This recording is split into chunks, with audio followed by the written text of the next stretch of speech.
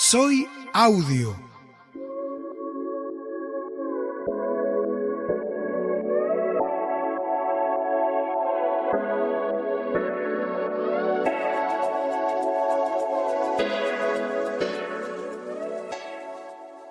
Hola amigos, los saluda Luis Hernández dándoles la bienvenida a esta nueva edición de Soy Audio, nuestro podcast que llega cada semana con temas de conocimiento, información, orientación y con los testimonios, así como las experiencias de los protagonistas de la realidad de las personas ciegas.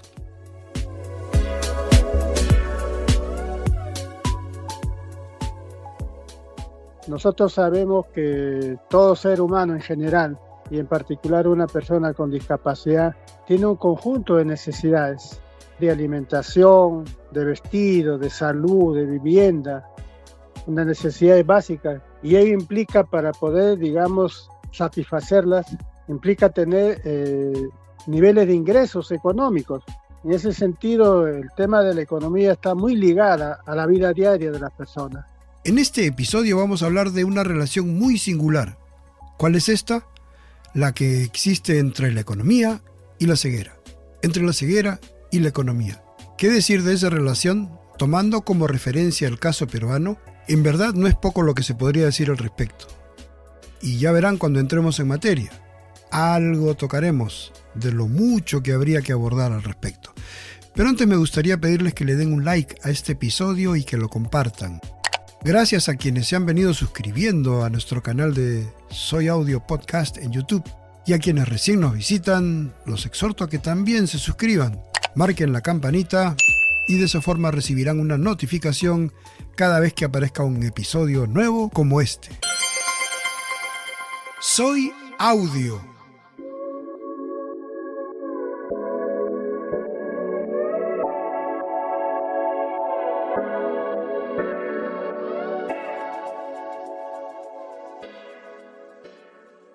Para hablar sobre la relación entre economía y ceguera, tomando como referencia el caso peruano, hoy tenemos como invitado al doctor Jorge Balbín Cóndor, economista, con años de experiencia en este tema. Jorge, bienvenido a Soy Audio. Hola Liz, muchas gracias por la entrevista y a la orden para poder afrontar las preguntas que me puedas hacer. Gracias. Jorge, ¿cómo se manifiesta en primer lugar la relación entre ceguera y economía? Bueno, es una pregunta muy interesante. Yo creo que la vivencia de la vida diaria, la experiencia que uno tiene, evidentemente va mostrando la realidad en la cual estamos. Nosotros sabemos que todo ser humano en general, y en particular una persona con discapacidad, tiene un conjunto de necesidades de alimentación, de vestido, de salud, de vivienda, unas necesidades básicas. Y ello implica, para poder, satisfacerlas, implica tener niveles de ingresos económicos. En ese sentido, el tema de la economía está muy ligada a la vida diaria de las personas. Por ejemplo, cuando tú sales al centro de trabajo, tienes que utilizar buses o taxis para que te puedan brindar el servicio de transporte. Pero eso implica que tienes que tener dinero para pagar ese servicio.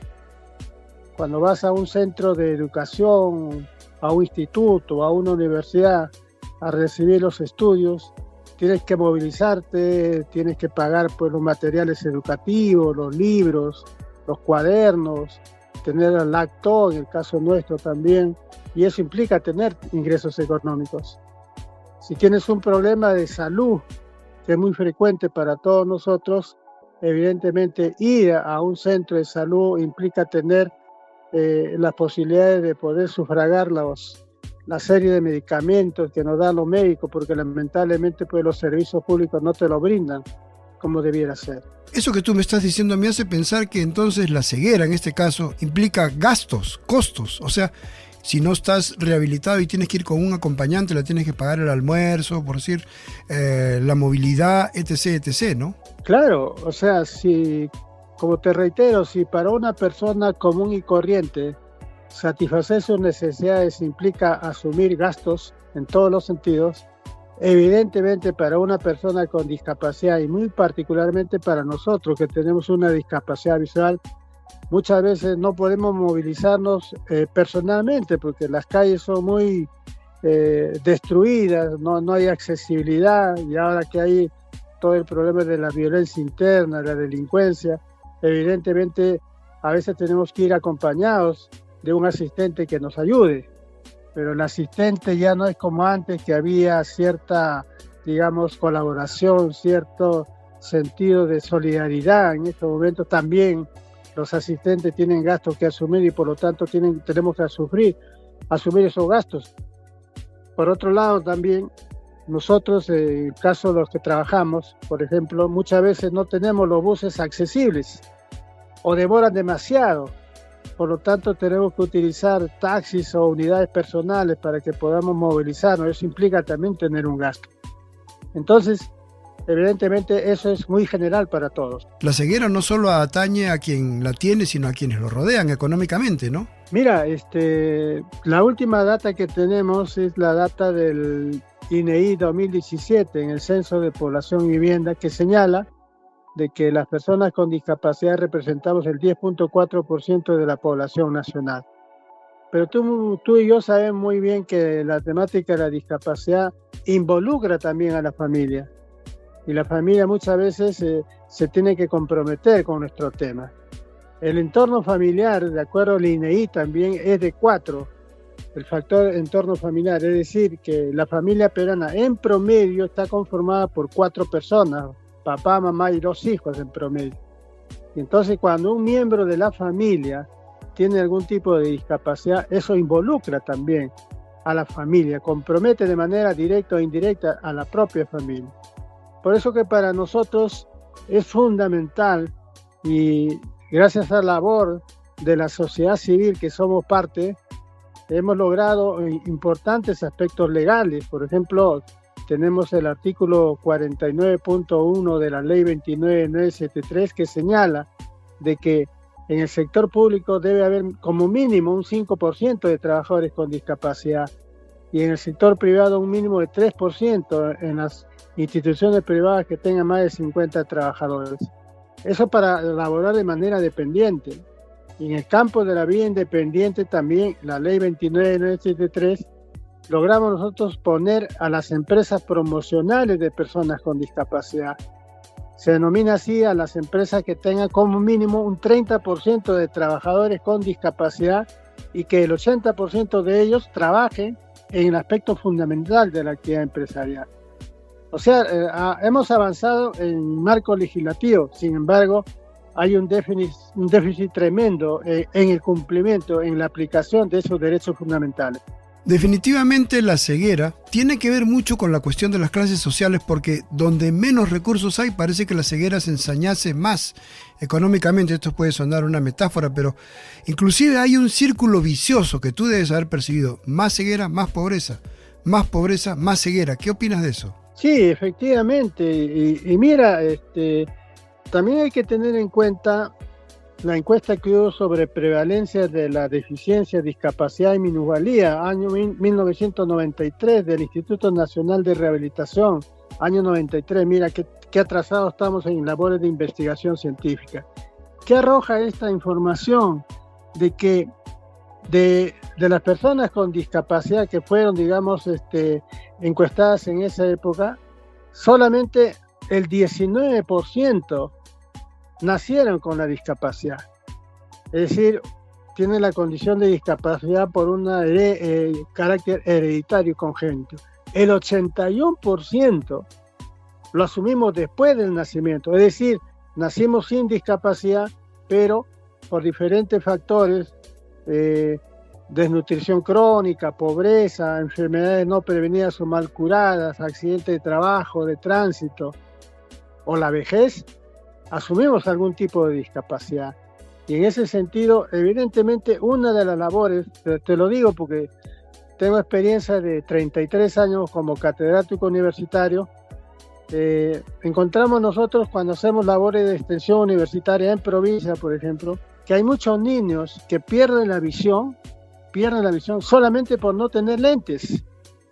Sí, eso es Nosotros increíble. conocemos casos de muchos niños en provincias que por la falta de prevención, por la falta de recursos económicos de los padres, por la ausencia de los sistemas de salud, evidentemente muchos niños que tienen niveles iniciales de miopía, tienen vergüenza de decirlo porque utilizar lentes en provincias es poco, eh, son sujetos a la mofa de sus propios compañeros de estudio, entonces el mismo niño por vergüenza no dice nada y cuando va a la escuela a desarrollar sus actividades educativas, como es miope, presiona los ojos para ver, entonces eso origina de que la presión ocular aumente y evidentemente a lo largo del tiempo termina en una ceguera parcial o total, ¿no? Entonces, creemos nosotros que ahí tenemos que trabajar mucho en la labor de prevención, en los sistemas de salud, para que podamos nosotros tener un mejor tratamiento, una mejor prevención a la discapacidad en general y en particular a la discapacidad de tipo visual. ¿Está cumpliendo el Estado frente a la discapacidad y concretamente frente al caso de la ceguera? No, y la respuesta es contundente porque basta ver si tú puedes ir a los centros de salud, por ejemplo, para las personas en general. Tenemos nosotros que muchas veces las personas que están en el sistema de salud pública tienen que ir a las 3, 4 de la mañana para poder sacar una cita y las instituciones públicas abren a las 8 de la mañana recién los sistemas de salud. Pero la persona tiene que ir horas antes en la madrugada para poder sacar una cita que muchas veces ni llega siquiera. Y cuando llega la cita, evidentemente el tratamiento que se le da muchas veces es un tratamiento insuficiente y cuando los médicos le hacen la receta para los medicamentos que tiene que utilizar, vas a la farmacia del sistema de salud pública y dicen no hay el producto, no tenemos, se ha acabado, no hay stock y por lo tanto tienes que ir a las farmacias a comprar.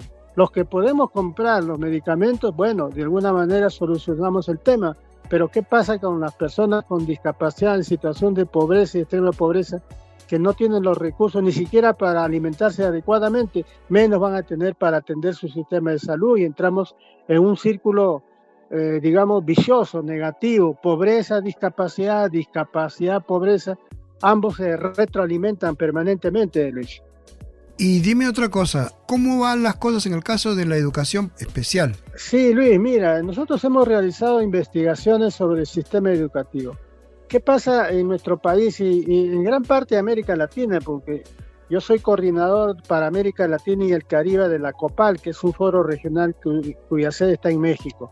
Entonces lo que te voy a decir no es, digamos, algo que sucede solamente en el Perú, sino que sucede en gran parte de América Latina que he recorrido. Mira, ¿qué sucede? Los modismos. Antes teníamos nosotros la educación especial.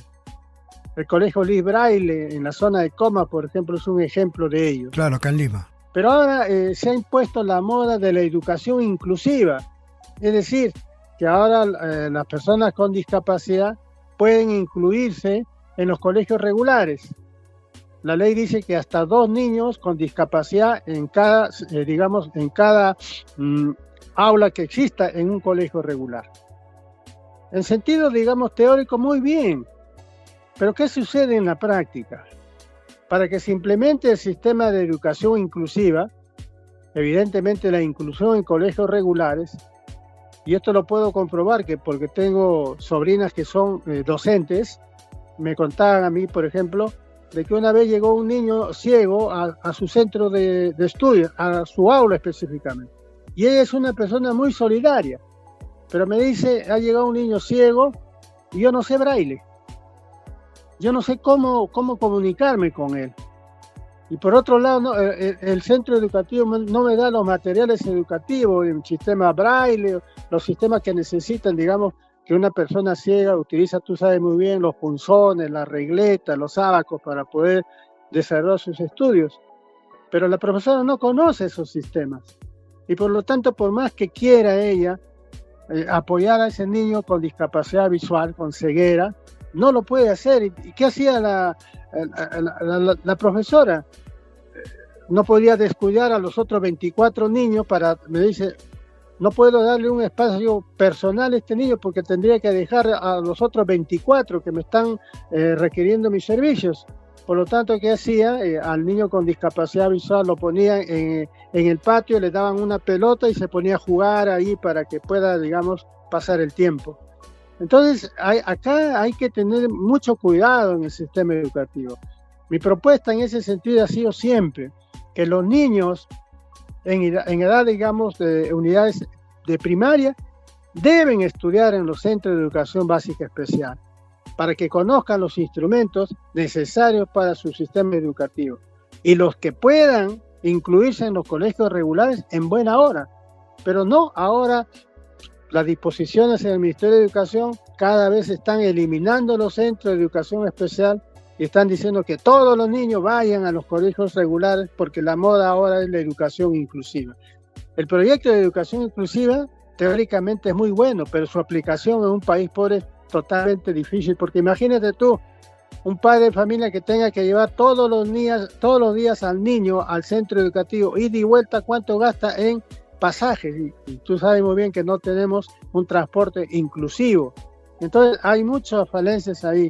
Por eso yo reitero y hago un llamado también por intermedio de tu programa, de que haya la educación especial y también haya el sistema educativo de educación inclusiva, por supuesto, pero que no sean contrarios, porque ahora muchos educadores dicen educación inclusiva y quieren desaparecer la educación especial, y eso no me parece correcto, Luis. Me gustaría una reflexión de tu parte, tomando en cuenta que tú eres dirigente gremial, ¿no es verdad?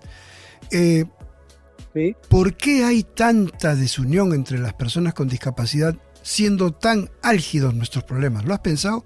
Mira, hay una profunda desunión, hay una profunda dispersión, y acá hay que ser autocríticos. Yo tengo trabajando el tema de la discapacidad desde el año 95, porque en el año 94 perdí la visión. Entonces, al perder la visión, a partir del año 95 me involucro en el tema, por mi propia necesidad también y por atender la necesidad de otras personas que conocía y que poco a poco fuimos trabajando. Pero ¿qué pasa en nuestro sector, mi querido Luis? Desconfianza, digamos, egoísmo, división, sentido de figuración, personalismo, y muchas veces, no quiero hablar mal, no quiero comprometer a todos, pero hay una gran cantidad de dirigentes que buscan solamente su interés personal, su interés de grupo, y se olvidan de la masa que representan, de la población que representan. Entonces yo pienso de que en estos momentos, si bien es cierto, todo ser humano tiene una serie de diferencias, una serie de objetivos comunes, pero siempre planteamos nosotros que es necesario unirnos. Podemos tener diferencias, podemos ser religiosos, otros no lo son, podemos ser de la U, de la Alianza, podemos ser provincianos, podemos ser limeños, y evidentemente eso marca un conjunto de diferencias, pero tenemos la obligación, creo, los dirigentes, de unirnos en función a un objetivo central, que yo lo defino como objetivo central que nos debe unificar a todos en la defensa, promoción y cumplimiento de nuestros derechos y en la construcción de una sociedad más justa, más humana, más solidaria, más inclusiva para todos. En eso, ¿quién va a estar en contra de esos objetivos centrales? Creo que nadie, porque todos somos parte, tenemos el problema. ¿O acaso el hecho de que una persona, por ejemplo, en el aspecto político sea de izquierda va a dejar de ser ciego? O si es de derecha va a dejar de ser ciego? ¿O el hecho de ser de derecha, de izquierda, no va a tener las mismas necesidades que satisfacer, los mismos objetivos que cumplir? Entonces yo pienso de que tenemos que hacer un llamado a la conciencia. Albert Einstein decía una cosa muy importante que siempre lo repito. Albert Einstein, el famoso genio alemán, decía de que la mente es como un paracaídas. La mente es como un paracaídas. Solamente funciona cuando se abre.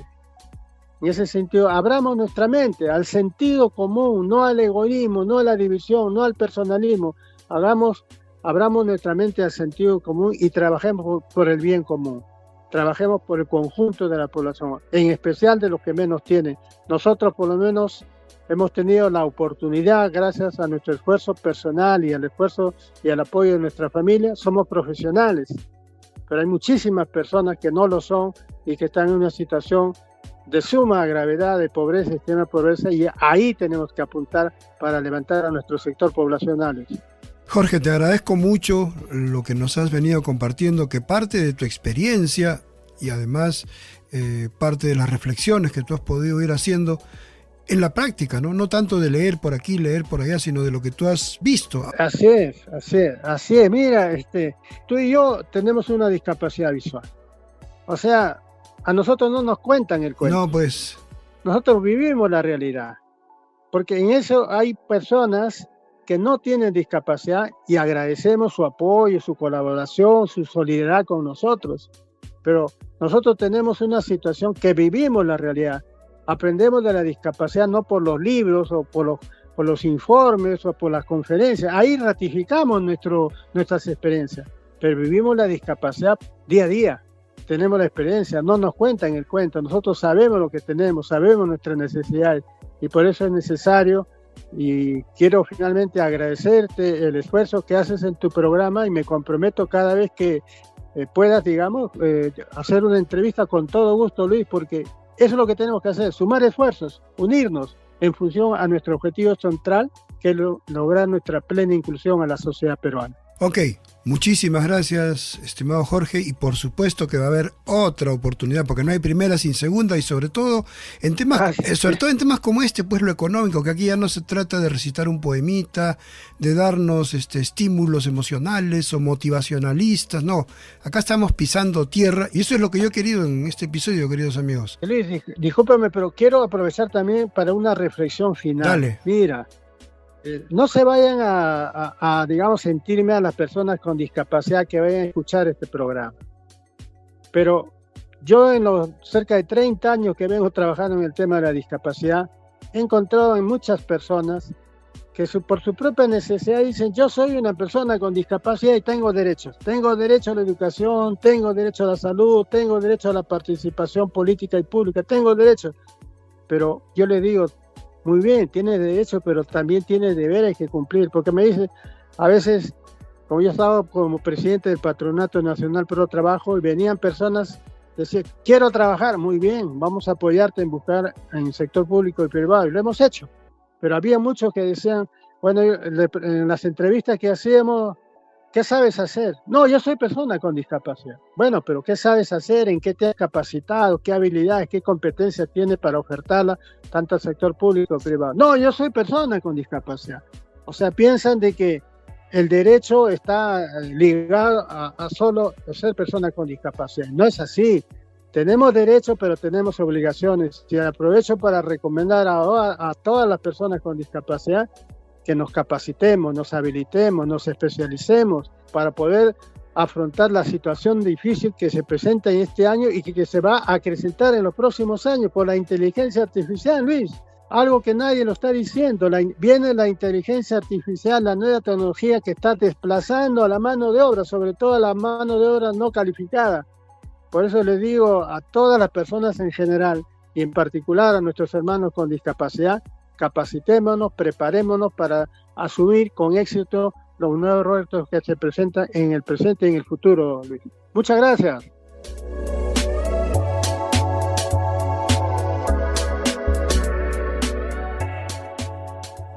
Amigos, esto ha sido todo por hoy, y como siempre espero sus comentarios, sus inquietudes, sus interrogantes, y si me quieren escribir, háganlo a la siguiente dirección electrónica: soyaudio.podcast@gmail.com. Mi nombre es Luis Hernández, gracias por escucharme y los espero en nuestra próxima edición. Soy Audio.